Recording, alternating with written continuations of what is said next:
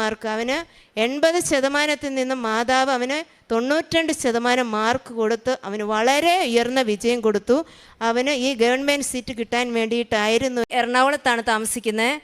കാരണം എൻ്റെ husband central പോലീസിൽ SI ആയിട്ട് ജോലി എടുക്കുന്നതുകൊണ്ട് ഞാൻ വിവിധ സ്ഥലങ്ങളിൽ ക്വാർട്ടേഴ്സുകളിൽ താമസിക്കുന്നതുകൊണ്ട് സ്വദേശത്ത് ഒരിക്കലും താമസിക്കാൻ സാധിച്ചിട്ടില്ല. എൻ്റെ മകനും മകളും ഞങ്ങളുടെ ഒപ്പം തന്നെ ക്വാർട്ടേഴ്സിൽ താമസിക്കുന്നു. ഞാൻ 2022 ഏപ്രിൽ 5-ാം തീയതിയാണ് ഇവിടെ വന്ന് ആദ്യമായി ഉടമ്പടി എടുത്തത്.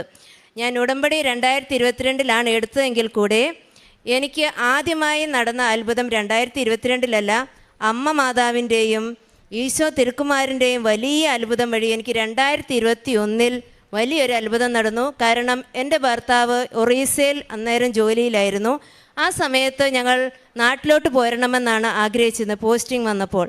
പക്ഷേ നിർഭാഗ്യവശാൽ എൻ്റെ ഭർത്താവിന് കൽക്കട്ടയിലേക്ക് പോസ്റ്റിംഗ് വരികയും ഞങ്ങൾ വളരെ വിഷമസ്ഥിതിയിലായി. കാരണം എൻ്റെ കുട്ടികൾക്ക് മലയാളം അറിയത്തില്ല, അവർക്ക് കേരളത്തിൽ കൊണ്ടുവന്നാൽ പഠിക്കാൻ സാധിക്കുകയുമില്ല. ആ അവസരത്തിൽ എന്നോട് എൻ്റെ ഒരു ചേച്ചി പറഞ്ഞു, ഇങ്ങനെ ഒരു കൃപാസനത്തിൽ ഒരു ജോസഫച്ചൻ നയിക്കുന്ന ചൊവ്വാഴ്ച ഉടമ്പടി ധ്യാനമുണ്ട്, ആ ധ്യാനത്തിൽ യൂട്യൂബിൽ കൂടെ കേൾക്കുക, നേരിട്ട് വന്ന് കേൾക്കാൻ സാധിക്കുകയില്ല, എങ്കിലും യൂട്യൂബിൽ കൂടി കേൾക്കുക, രാവിലത്തെ പ്രാർത്ഥനയും വൈകുന്നേരത്തെ സായങ്കാല പ്രാർത്ഥനയിലും പങ്കുകൊള്ളാം എന്ന് പറഞ്ഞു. അതുവഴി ഞാൻ എല്ലാ ചൊവ്വാഴ്ചകളിലും ധ്യാനം കൂടാൻ തുടങ്ങി. അങ്ങനെ 1 മാസം പിന്നിട്ടു. പക്ഷേ എൻ്റെ ഭർത്താവിന് കൊൽക്കട്ടയിൽ നിന്നുള്ള മാറ്റം തിരിച്ചു കിട്ടിയില്ല. ഞാൻ 9 ദിവസം തുടർച്ചയായിട്ട് രാവിലെയും വൈകുന്നേരവും കൃപാസനം മാതാവിൻ്റെ ഉടമ്പടി പ്രാർത്ഥനയും സായന്താന പ്രാർത്ഥനയും ചെല്ലിയത് വഴി 9-ാം ദിവസം അത്ഭുതകരമായി കേന്ദ്ര ഗവൺമെൻറ്റിൽ നിന്നും എൻ്റെ ഹസ്ബൻഡിന് ചെന്നൈയിലോട്ട് മാറ്റം കിട്ടി. ചെന്നൈയിലോട്ട് വരണമെന്നായിരുന്നു ഞങ്ങൾ ആഗ്രഹിച്ചിരുന്നത്. കാരണം അത് ചെന്നൈയിൽ ട്രെയിനിങ് അക്കാദമിയിൽ ഇൻസ്ട്രക്ടറായിട്ട് ജോലി എടുക്കണമെന്നായിരുന്നു എൻ്റെ ഭർത്താവിൻ്റെ ആഗ്രഹം. അങ്ങനെ വളരെ വലിയ ഒരു അത്ഭുതം മാതാവ് വഴി ഞങ്ങൾക്ക് ലഭിച്ചു. അങ്ങനെ ചെന്നൈയിൽ ഞങ്ങളുടെ ജീവിതം ആരംഭിച്ചു. മോൻ 10-ാം ക്ലാസ്സിൽ വലിയ നല്ല സ്കൂൾ ടോപ്പറായിട്ടൊക്കെ മാർക്ക് നേടി വിജയിച്ചു. അങ്ങനെ ഇരിക്കുമ്പോൾ 2022 ഞങ്ങൾ ലീവിന് വന്നപ്പോൾ ഒരു വീട് വെക്കണമെന്ന് ഞങ്ങളുടെ വലിയ ആഗ്രഹമായിരുന്നു. അതിനായി ഞങ്ങളൊരു സ്ഥലം മേടിച്ചു. അങ്ങനെ വീട് വെക്കുമ്പോൾ നമുക്കറിയാം ആദ്യമായിട്ടൊരു കിണർ വേണമല്ലേ. അപ്പോൾ കിണർ കുത്താൻ വേണ്ടിയിട്ട് ഞങ്ങൾ ആൾക്കാരെ വിളിച്ചു. കിണർ കുത്തിയപ്പോൾ ഞങ്ങൾക്ക് കിട്ടിയത് വെള്ളത്തിന് പകരം അടിയിൽ പാറയായിരുന്നു, കരിമ്പാറകളായിരുന്നു. അപ്പോൾ ഞങ്ങൾ വിഷമിച്ചു. ഞങ്ങൾ ഒരുപാട് ആൾക്കാരെയൊക്കെ ആശാരിമാരെ വിളിച്ച് കാണിച്ചു കൊടുത്തു. അപ്പോൾ അവർ പറഞ്ഞു അടുത്ത ഒരു സ്ഥലത്ത് കൂടെ കിണർ കുത്തി നോക്കാം. അങ്ങനെ ആ കിണർ മൂടി 2ാമതൊരു സ്ഥലത്ത് ഞങ്ങൾ കിണർ കുത്തി. നിർഭാഗ്യവശാൽ അവിടെ അതിനെ കഴിഞ്ഞും ഭയങ്കരമായ പാറക്കെട്ടുകളാണ് ഉണ്ടായത്. ആ ദിവസം, അന്നത്തെ പാറ കണ്ട ദിവസം എൻ്റെ മമ്മി എന്നോട് പറഞ്ഞു, കൃപാസനം അമ്മയുടെ വകയായിട്ട് നിങ്ങൾക്ക് വലിയൊരു അനുഗ്രഹം കഴിഞ്ഞ വർഷം ഉണ്ടായി. പക്ഷേ നിങ്ങൾ വന്ന് അതിന് നന്ദി പറയുകയോ വന്ന് ഉടമ്പടി എടുക്കുകയോ ഒന്നും ചെയ്തില്ല എന്ന് പറഞ്ഞപ്പോൾ ഞാനും പെട്ടെന്ന് തന്നെ എനിക്ക് മനസ്സിലായി, എനിക്ക് ഇവിടെ മാതാവിൻ്റെ അടുത്ത് എത്തണമെന്ന് മാതാവിൻ്റെ ഒരു നിയോഗമാണെന്ന്. ആ രാത്രിയിൽ തന്നെ ഞങ്ങൾ വളരെ വിഷമസ്ഥിതിയിലായിരുന്നു. 2 കിണർ കുത്തി പാറ കണ്ട അവസ്ഥ എല്ലാവർക്കും മനസ്സിലാകും. എങ്കിലും ഞങ്ങൾ രാത്രി തന്നെ അവിടുന്ന് പുറപ്പെട്ടു. രാവിലെ ഇവിടെ എത്തി. ഒത്തിരി ജനങ്ങളുണ്ടായിരുന്നു. അന്നും ക്യൂവിൽ നിന്ന് ഉടമ്പടി എടുത്തു, ക്ഷമയോടെ നിന്നു. ഉടമ്പടി എടുത്ത് ഇവിടെ നിന്ന് പോയി 3-ാം ദിവസം ഞങ്ങൾ മറ്റൊരു കിണർ കുത്തി വെള്ളം കണ്ടു എന്നത് വളരെ വലിയ അത്ഭുതകരമായൊരു അമ്മയുടെ ഇടപെടലാണ്. കാരണം 2 കിണർ കുത്തി കരിമ്പാറ കണ്ട ഒരു സ്ഥലത്താണ് 3ാമതൊരു കിണർ കുത്തി ഞങ്ങൾക്ക് വെള്ളം ലഭിച്ചത്. അങ്ങനെ ഇരിക്കെ ഞങ്ങൾ തിരിച്ച് വീണ്ടും ചെന്നൈയിലെത്തി. വീടൊന്നും വെച്ചില്ല. ചെന്നൈയിലെത്തി. മോന് +2 പഠിക്കുകയായിരുന്നു. അപ്പം അവൻ 10-ാം ക്ലാസ്സിൽ വളരെ നല്ല മാർക്ക് ലഭിച്ചു. +1 വളരെ നല്ല മാർക്ക് ലഭിച്ചതുകൊണ്ട് ഞങ്ങൾ വിചാരിച്ചു അവൻ +2 ഉന്നത വിജയം കരസ്ഥമാക്കുമെന്ന്. അങ്ങനെ അവൻ്റെ റിസൾട്ട് വന്നു. +2 എക്സാമിന് ശേഷം ഞങ്ങളുടെ എല്ലാം പ്രതീക്ഷയെ തകിടം മറിച്ച് അവന് മാത്സിന്, അവന് ഏറ്റവും എളുപ്പമുള്ള വിഷയത്തിന് അവന് വളരെ കുറഞ്ഞ മാർക്ക് ലഭിക്കുകയും അത് മുഖേന അവൻ്റെ പെർസെൻറ്റേജ് വളരെ കുറവാകുകയും ചെയ്തു. അവൻ വളരെ വിഷമത്തിലായി. സ്കൂളിലെ ടീച്ചേഴ്സും ഞങ്ങളൊക്കെ വളരെയധികം വിഷമത്തിലായി. ഇവൻ പറഞ്ഞു, ഇനി ഞാൻ പഠിക്കുകയില്ല, ഞാൻ എത്ര പഠിച്ചിട്ടും എനിക്ക് മാർക്ക് കിട്ടിയില്ലല്ലോ എൻ്റെ ഏറ്റവും ഇമ്പോർട്ടൻ്റ് ആയ സമയത്തെന്ന് ഇവനും പറഞ്ഞു. ആ അവസരത്തിൽ ഞാൻ വീണ്ടും അവനോട് പറഞ്ഞു, വിഷമിക്കേണ്ട മോനെ, നമുക്ക് മാതാവിൻ്റെ അടുത്ത് പോകാമെന്ന് പറഞ്ഞ് അവനെയും കൊണ്ട് ഇവിടെ വന്നു. ഞാൻ എൻ്റെ ആദ്യത്തെ ഉടമ്പടി പുതുക്കി തിരിച്ചു പോയി. അവന് +2 കഴിഞ്ഞ് ഒരു കോളേജിൽ ചേർക്കുന്നതിന് പകരം ഞങ്ങളൊരു എൻട്രൻസ് കോച്ചിന് വിട്ടു. അവനൊരു എൻജിനീയർ ആകണമെന്നായിരുന്നു അവൻ്റെ വലിയ ആഗ്രഹം. അങ്ങനെ എൻട്രൻസ് കോച്ചിങ്ങിന് കോഴിക്കോട് ചേർത്ത് ഞങ്ങൾ തിരിച്ച് ചെന്നൈയിൽ പോയി. അവൻ ഹോസ്റ്റലിൽ നിന്ന് പഠിച്ചു.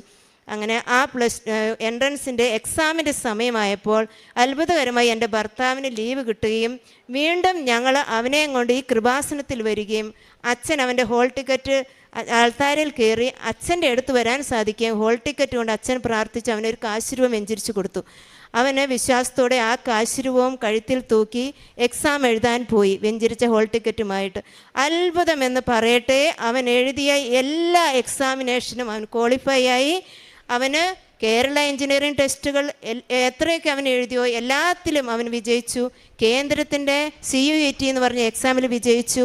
കുസാറ്റിൻ്റെ എക്സാമിൽ അവൻ വിജയിച്ചു. അങ്ങനെ ഗവൺമെൻറ് സീറ്റുകളുടെ ഒരു പെരുമഴ തന്നെയായിരുന്നു അവന് കിട്ടിയത്. അവന് +2 മാർക്ക് കുറഞ്ഞത് അവന് ഇത്രയും വലിയൊരു ഉയർച്ച തരാൻ വേണ്ടിയിട്ടാണെന്ന് ഞങ്ങൾക്ക് അപ്പോഴാണ് മനസ്സിലായത്. അത് മാത്രമല്ല, അവന് ഇമ്പ്രൂവ്മെൻ്റ് എക്സാം ആ വർഷം എഴുതുകയും അവന് 92% മാർക്ക്, അവന് 80% നിന്നും മാതാവ് അവന് 92% മാർക്ക് കൊടുത്ത് അവന് വളരെ ഉയർന്ന വിജയം കൊടുത്തു.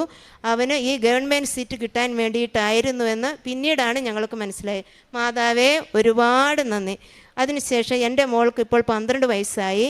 ഞങ്ങൾ 10 വയസ്സ് മുതൽ ആദ്യ കുർബാന അവൾക്ക് കൊടുക്കണമെന്ന് ഞങ്ങൾ ആഗ്രഹിച്ചുകൊണ്ടാണ് ഇരുന്നത്. പക്ഷേ ഭർത്താവിന് പോസ്റ്റിംഗ് കൊണ്ടും ലീവിൻ്റെ സാഹചര്യങ്ങൾ ഒത്തുവരാത്തത് കൊണ്ടും ഞങ്ങൾക്ക് ഒരു അനുകൂല സാഹചര്യങ്ങൾ ഉണ്ടായില്ല. ആ അവസരത്തിലാണ് ഞങ്ങളൊരു വീടിന് വേണ്ടിയിട്ട് ഞാൻ പറഞ്ഞു, കിണർ കുത്തിയുള്ളൂ, ഞങ്ങൾക്ക് വീട് ലഭിച്ചിട്ടില്ലായിരുന്നു. ആ സമയത്ത് ഞങ്ങൾ കഴിഞ്ഞ വർഷം ലീവിന് വന്നപ്പോൾ ഞങ്ങളുടെ അടുത്തുള്ള ഒരു ചേട്ടൻ അവിടെ ഒരു വീടിൻ്റെ പണി നടത്തുന്നുണ്ടായിരുന്നു. അപ്പോൾ ആ ചേട്ടൻ ഞങ്ങളോട് പറഞ്ഞു, നിങ്ങളുടെ സ്ഥലം ഞങ്ങൾക്ക് തരുമോ ഫ്ലാറ്റ് പണിയാൻ? ഞാൻ പണിയുന്ന വീട് നിങ്ങൾക്ക് തരാമെന്ന്. ഞങ്ങൾ പോയി നോക്കിയപ്പോൾ ഞങ്ങൾ ആഗ്രഹിച്ച് പോണക്ക് തന്നെ ഒരു വീട്, പണിയെല്ലാം തീർന്നു, അകത്തെ പണി മാത്രമേ ചെയ്തിട്ടില്ലായിരുന്നുള്ളൂ. കൃപാസന മാതാവിൻ്റെ അതേ നിറമുള്ള നീലയും വെള്ളയുമുള്ള ഒരു മനോഹരമായ വീട് ഞങ്ങൾക്കായി അവിടെ പണിയുന്നുണ്ടായിരുന്നു. ഞങ്ങൾ വളരെ വേഗം തന്നെ ആ വീട് മേടിച്ചു. അങ്ങനെ തിരിച്ച് ഞങ്ങൾ ചെന്നൈയിലോട്ട് പോയി. അതിനുശേഷം ഈ വർഷം ഞങ്ങൾക്ക് എറണാകുളത്തിന് എൻ്റെ ഹസ്ബൻഡിന് പോസ്റ്റിംഗ് കിട്ടി. അവിടെ വന്നതിന് ശേഷം ഈ വർഷം ഞങ്ങൾ എൻ്റെ ഉടമ്പടിയിലെ ഏറ്റവും വലിയ നിയോഗമായിരുന്നു അപ്പോൾ മോടെ ആദ്യ കുർബാന. അവിടെ ചെന്ന് ഈ കഴിഞ്ഞ മാസം ഞങ്ങൾ നാട്ടിൽ താമരശ്ശേരിയിൽ പോവുകയും പുള്ളിയുടെ പേര് രജിസ്റ്റർ ആദ്യ കുർബാനയ്ക്ക് പങ്കെടുക്കാൻ അവൾക്ക് ആദ്യ കുർബാന കൊടുക്കുവാൻ സാധിച്ചു. അത് വലിയ അത്ഭുതം എന്ന് പറഞ്ഞാൽ, ഞങ്ങൾക്ക് താമരശ്ശേരി ആദ്യമായിട്ട് ഞങ്ങൾ ചെല്ലുന്ന ഇടവകയാണ്. ഞങ്ങൾക്ക് ആരെയും പരിചയമില്ല.